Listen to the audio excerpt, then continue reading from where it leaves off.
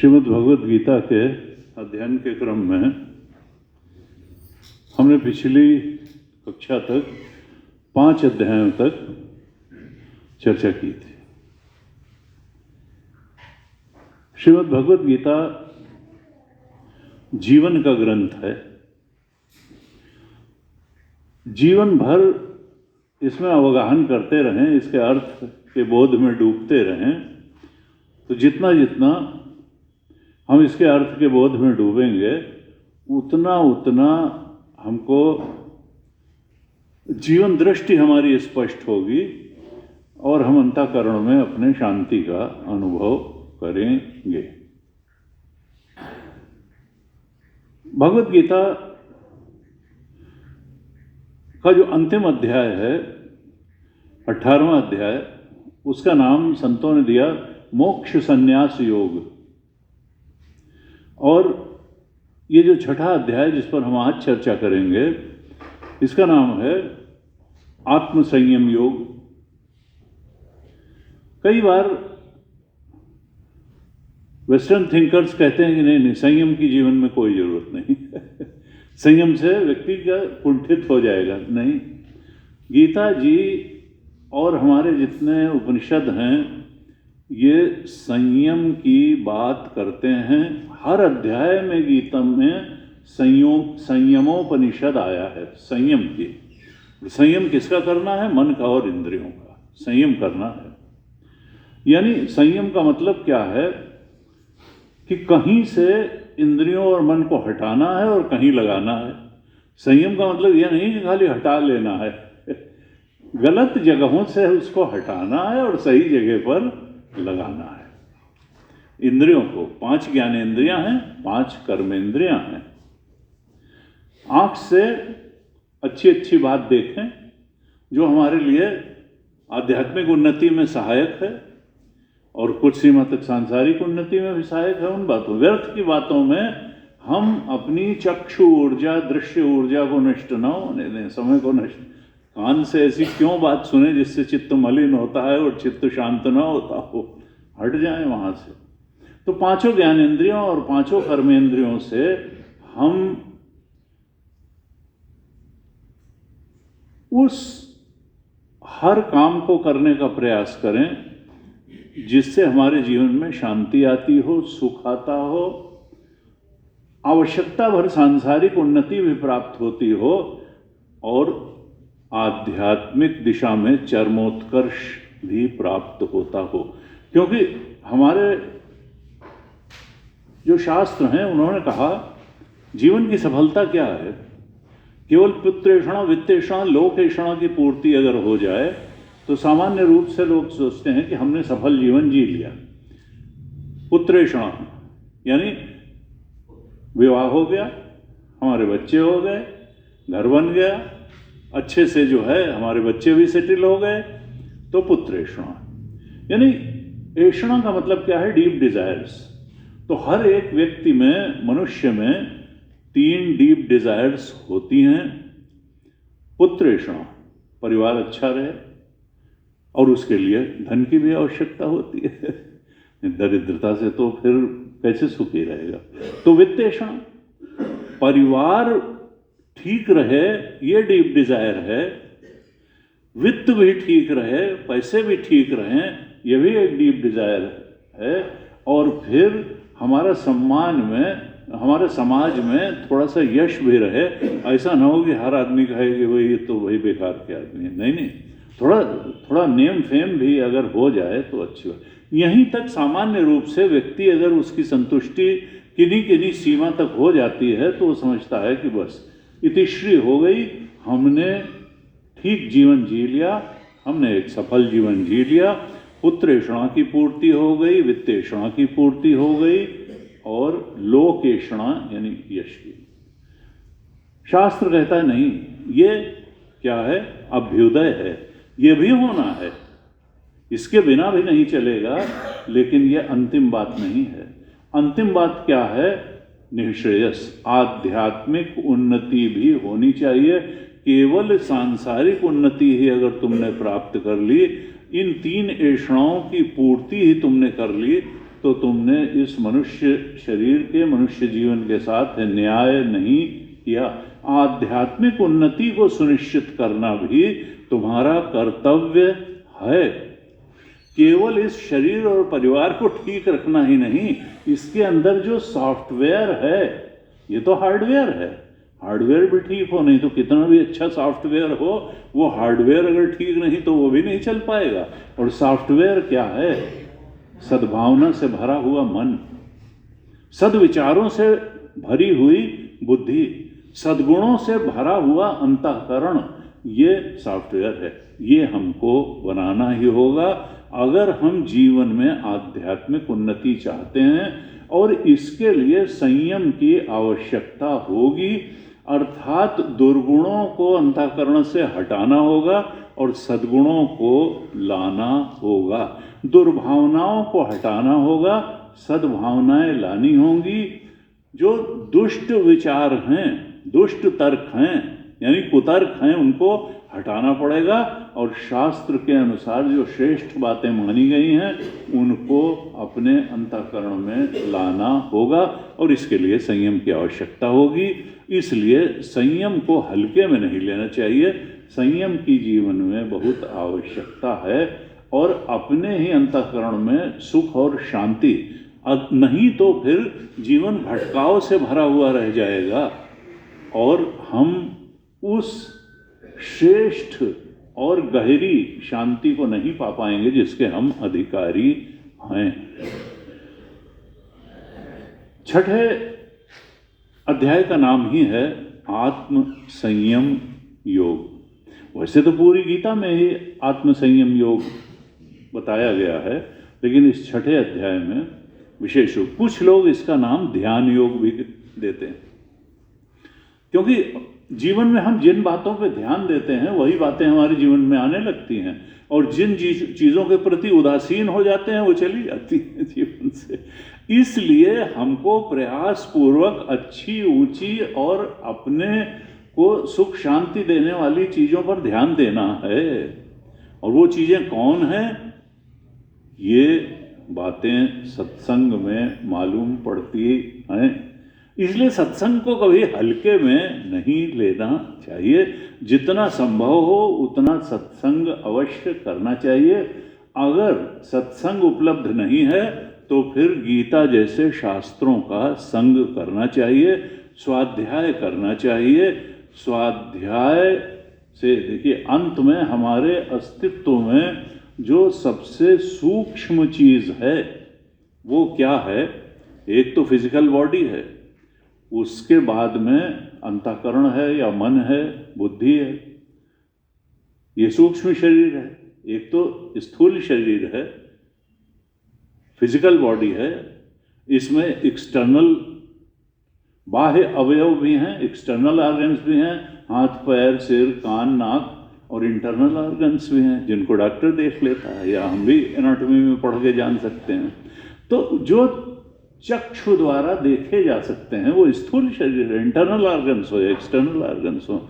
लेकिन फिर इसमें सूक्ष्म शरीर भी है जिसको हम अनुभव तो कर सकते हैं, लेकिन दूसरा कोई देख नहीं सकता है कि इनके मन में कहीं देख ले कि ये भावनाएं भरी हुई हैं। डॉक्टर भी नहीं देख सकता है। ब्रेन देख सकता है, मन नहीं देख सकता है, मन की भावनाएं नहीं देख सकता है। वो तो जब कोई बोलता है तो मालूम पड़ता है इसके अंदर ऐसे विचार हैं, ऐसे विचार हैं तो ऐसी स्मृति भी होगी, ऐसे अनुभव हुए होंगे। वो सब सूक्ष्म है जिसको व्यक्ति स्वयं तो जान सकता है, दूसरा जब तक वो बतावे ना तब तक नहीं जान सकता है। हाँ, थोड़ा बहुत अनुमान किया जा सकता है कि अगर आंखें जो है वो लाल हैं, चेहरा थोड़ा विकृत है कि भाई इनके मन में क्रोध होगा। अगर वो बहुत प्रेम से वात्सल्य से देख रहे हैं तो अनुमान किया जा सकता है कि इस समय इनका चित्त जो है प्रेम से वात्सल्य से मित्रता के भाव से भरा हुआ है। लेकिन देख कोई नहीं सकता है दूसरे का ये सीधे सीधे। तो ये सूक्ष्म शरीर भी है, और उसके बाद में एक कारण शरीर है। कारण शरीर क्यों कहा उसको?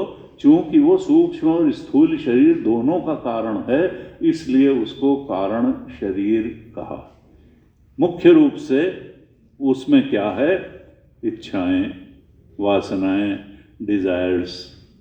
हम नहीं जानते कि जन्म जन्मांतर से कौन कौन से हमको अनुभव हुए हैं, कौन कौन सी वासनाएं ले करके और हम इस मनुष्य शरीर में आए हैं, और देश काल परिस्थिति के अनुसार कौन सी वासना उभड़ करके किस समय हमारे मन में आ जाएगी, और फिर कुछ इच्छाएं तो इतनी गहरी हो जाती हैं जो फिर इतना मन को मत देती हैं कि कहती हैं हमें तो अपनी पूर्ति चाहिए, और शरीर को भी चला देती हैं, और उस हिसाब से व्यक्ति कर्म करता है, फिर इच्छाओं से प्रेरित होकर कर्म करता है, और जो इच्छित वस्तु है उसको प्राप्त करके उसका भोग करता है, और उससे फिर एक वासना निर्मित हो जाती है, यानी कारण शरीर का स्टोर हाउस बढ़ता चला जाता है। इस तरह से कारण शरीर, सूक्ष्म शरीर, स्थूल शरीर, और फिर संसार जहाँ कर्म किया जाता है, जहाँ भोग पदार्थ हैं, तमाम हमारी वांछित परिस्थितियाँ हैं, प्राणी पदार्थ उनको पा करके वो यही खेल चलता रहता है, यही खेल चलता रहता है। गीता जी क्या कहती हैं कि देखो तुम इसी खेल में मत उलझे रहो, तुम ये कारण शरीर, सूक्ष्म शरीर, स्थूल शरीर और संसार में ये पाना वो पाना, इसी खेल में मत उलझे रहो, तुम्हारा पाना पूरा नहीं होगा, तुम पूरे हो जाओगे। और जाने कितने जन्मों से ये चल रहा है, आशा तृष्णा नाम हुई मर मर गए शरीर, ये शरीर पूरा हो जाता है, इच्छाएं पूरी नहीं होती, आशाएं पूरी नहीं होती, तृष्णा पूरी नहीं होती। इसलिए तुम जरा डिजायर्स और नेसेसिटी के बीच में डिफरेंस करना सीखो।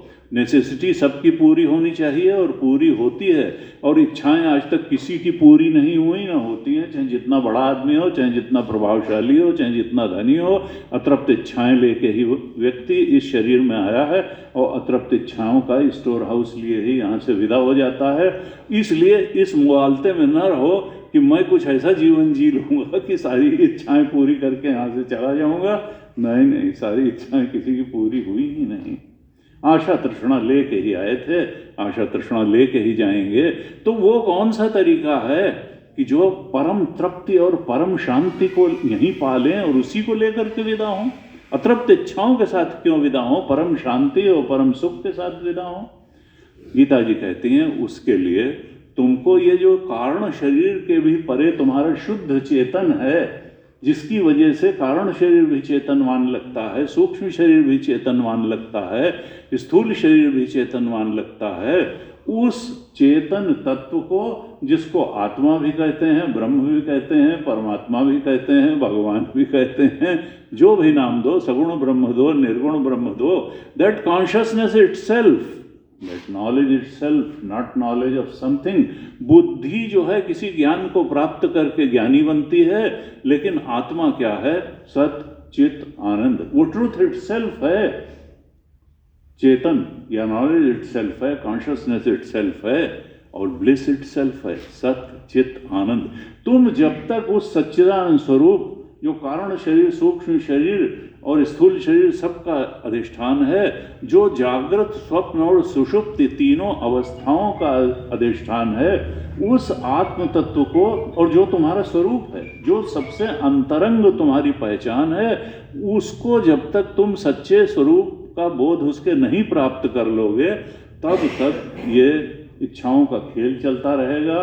तृष्णा द्वारा तुम भटकाए जाते रहोगे, नचाए जाते रहोगे, जिन्हें कितने शरीरों में रह चुके, और जब तक उस सच्चे स्वरूप को, आत्म स्वरूप को नहीं पहचानोगे, तब तक आगे भी तुम्हारे जन्म पर जन्म होते रहेंगे। पुनरपि जन्मम पुनरपि मरणम पुनरपि जननी जठरे शयनम, इह संसारे बहुदुस्तारे, कृपया पाहे पाहि मुरारे, भज गोविंदम गोविंदम भज मूढ़मते।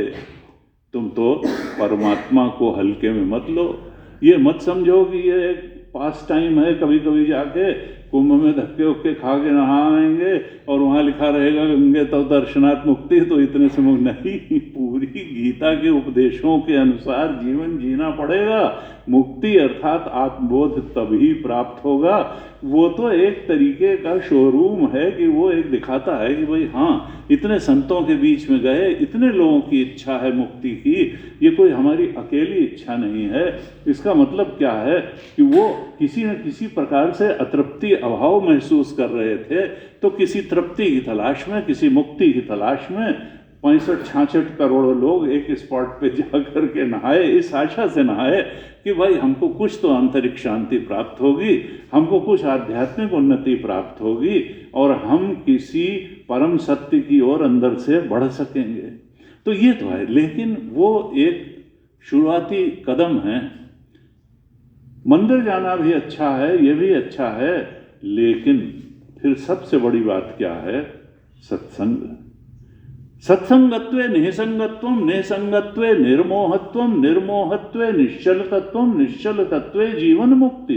भगवान शंकराचार्य ने कहा कि देखो, सत्संग से ही मालूम पड़ता है कि बहुत लिप्तता का जीवन ठीक नहीं है, बहुत आसक्ति का जीवन ठीक नहीं है। और यू आर कैपेबल कि आप जहाँ जहाँ से आसक्त हो वहाँ से आप आसक्ति को हटा भी सकते हो और नई जगह प्रेम कर सकते हो। तुम संसार प्रेम से थोड़ा अपने को विड्रॉ भी कर सकते हो और भगवत प्रेम में अपने चित्त को डुबा भी सकते हो। तुम्हारे अंदर ये कैपेबिलिटी है। ये मत समझना कि बड़ी कठिन बात है, अर्जुन को भी यही लगी, अभी 6ठे अध्याय में आएगा। ये तो तुम बड़ी कठिन बात बता रहे हो भाई कि वहाँ से हटा लो, देहासक्ति छोड़ दो, विषयासक्ति छोड़ दो, संसारासक्ति छोड़ दो और भगवत प्रेम में डूब जाओ। Not so easy, not so easy. उनका इजी भले ना हो, बट यू आर कैपेबल। तुम्हारी आदत ऐसी पड़ी है। जिसकी सिगरेट पीने की आदत है उससे कहो सिगरेट छोड़ दो, वो कहेगा कि भाई ऐसा कैसे, हमारी तो तुम जिंदगी ही ले लोगे, हमारी तो जान ही ले लोगे, उसके बिना हम जिंदा नहीं रह सकते हैं। और कहो कि इतने सारे लोग उसके बिना जिंदा हैं, वो बहुत अच्छे से जिंदा हैं, बहुत खुशी से जिंदा हैं, तो वो कहेगा होंगे जिंदा, लेकिन भाई हमारे लिए तो जीवन का आलम्बन यही है। वो तो ये बड़ी असल में आदत पड़ जाती है और हम आदत को ऐसा मान लेते हैं कि इसको छोड़ा ही नहीं जा सकता। आत्मा के अलावा हर चीज किसी न किसी जन्म में हमने पकड़ी है और जब हमने पकड़ी है तो हम छोड़ भी सकते हैं। कोई भी आसक्ति हो, वो नेचुरल अगर कुछ है तो वो सच्चिदानंद स्वरूप आत्मा ही है, बाकी सब चीज सुपर इम्पोजिशन है, हमारे द्वारा पकड़ी गई है। गुरु जी कहते हैं कि जो चीज आ सकती है वो जा भी सकती है। तो आसक्ति कोई ऐसी चीज नहीं है जिसको छोड़ा ना जा सके। थोड़ा सा संकल्प की बात है, थोड़ा विवेक की बात है, ये चिंतन की बात है कि वो हमारे लिए लाभकारी है या हानिकारक है। जिस क्षण सिगरेट पीते हैं, लिखा रहता है उसमें डिब्बी के ऊपर इंजूरियस टू हेल्थ, पॉइजन कोई नहीं पीता है, क्योंकि मालूम है कि वो स्लो पॉइजन है, लेकिन ये तो अभी खत्म कर देगा, उसको कोई नहीं पीता है। तो एक गहरी दृष्टि बनाने की बात है कि क्या हमारे लिए हानिकारक है और उसको छोड़ देना, दूर दृष्टि रख कर के। तो यहाँ हमने पिछली बार 5वें अध्याय पर चर्चा की थी और उसमें भगवान ने कहा था, 5वें अध्याय के 12वें श्लोक में कहा था कि देखो, जीवन में व्यक्ति शांति चाहता है, और दूसरे अध्याय में कहा था अशांतस्य कुतः सुखम। हम कई बार उत्तेजना को सुख मान करके बैठ जाते हैं, यहाँ घूमाएं वहाँ फिर आएं, ये खा लें, मीठा खा लें, कड़ुआ खा लें, खट्टा खा लें, चाट खा लें।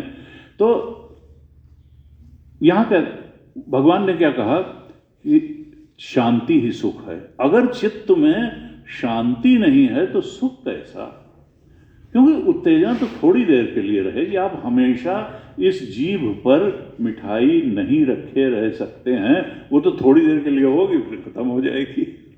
आप हमेशा पार्टी नहीं अटेंड कर सकते हैं, हमेशा घूमने फिरने में ही नहीं रह सकते हैं। तो जो किसी परिस्थिति सापेक्ष सुख होगा वो क्षणिक ही होगा। बल्कि भगवान ने तो 5वें अध्याय में, हमने शायद पिछली बार चर्चा की थी, ये भी कह दिया था 5वें अध्याय के 22वें श्लोक में कि ये ही संस्पर्शजा भोगा दुख योनयेवते आद्यंतवंतः कौन्तेय न तेषु रमते बुधा।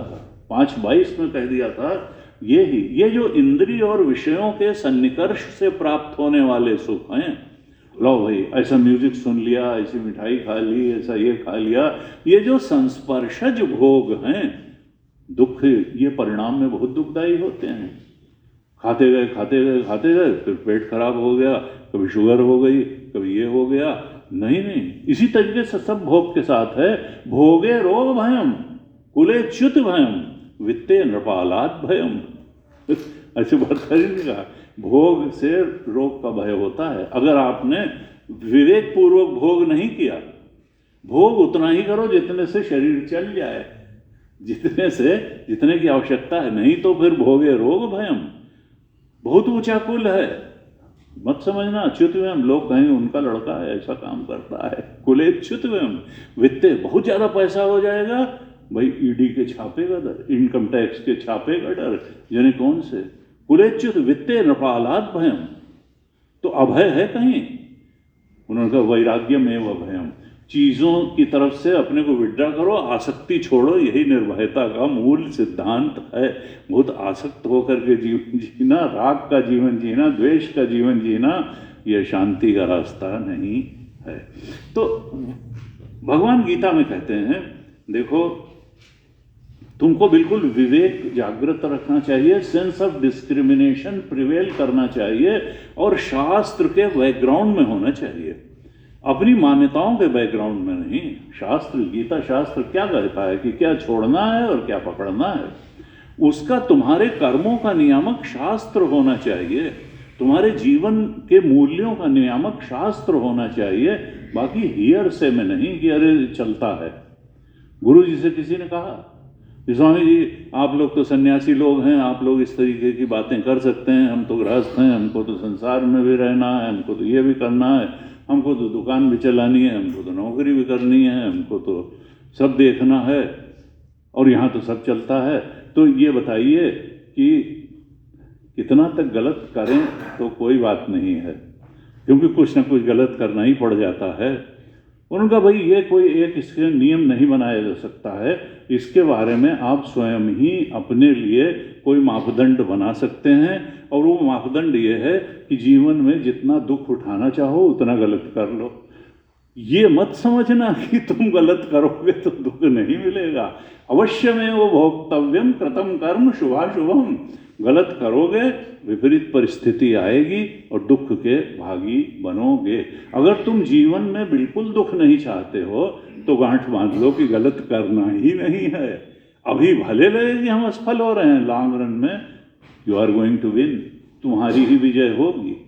सत्य में वो जयते नानृतम, वो केवल इब्लम पे लिखी हुई बात नहीं है, वो वाकई इस जीवन का सत्य है कि सत्यम एव जयते, सत्य की ही विजय होती है। ये नहीं कि कभी कभी जो है असत्य की भी विजय हो, दिखता है, परमात्मा की लाठी में आवाज नहीं होती है। जिस समय वो परिस्थिति के रूप में आता है तो अंदर अंदर व्यक्ति की पिटाई होती है, किसी से कह भी नहीं सकता है। सत्य में वो जयते नानृतम, सत्य की विजय होती है, झूठ की नहीं। और सत्येन पंथा विततो देवयाना, जो देवयान है यानी आत्मा को पाने का मार्ग, अपने स्वरूप बोध का मार्ग, वो सत्य के मसाले से बना हुआ है।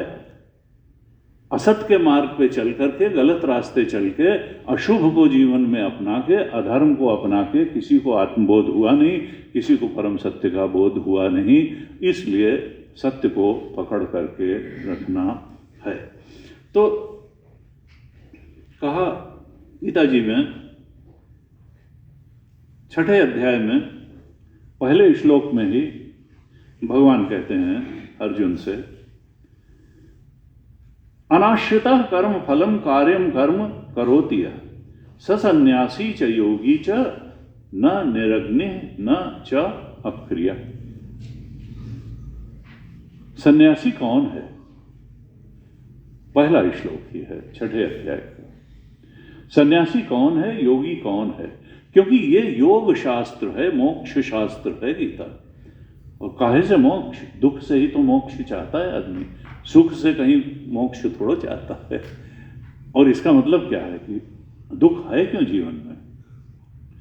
जिस चीज के लिए हम बहुत करते हैं कि भाई सुख मिल जाए, सुख मिल जाए, और सुख सरकता चला जाता है, और जिसके लिए कोई मेहनत नहीं करते वो दुख आ जाने कहाँ से जाता है?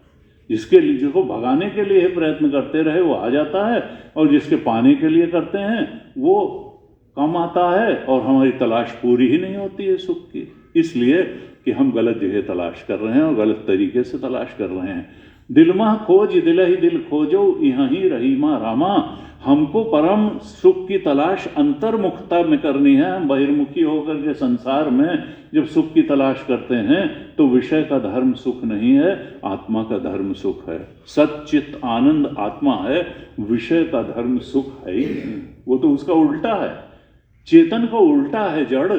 अगर चेतन आत्मा सत है, चेतन है, आनंद है, तो जड़ तो असत है, अचेत और दुखद है। ये जो अनात्म है, ये जो द्वैत है, ये असत भी है और दुखद भी है और इच्छाओं का प्रक्षेपण मात्र है।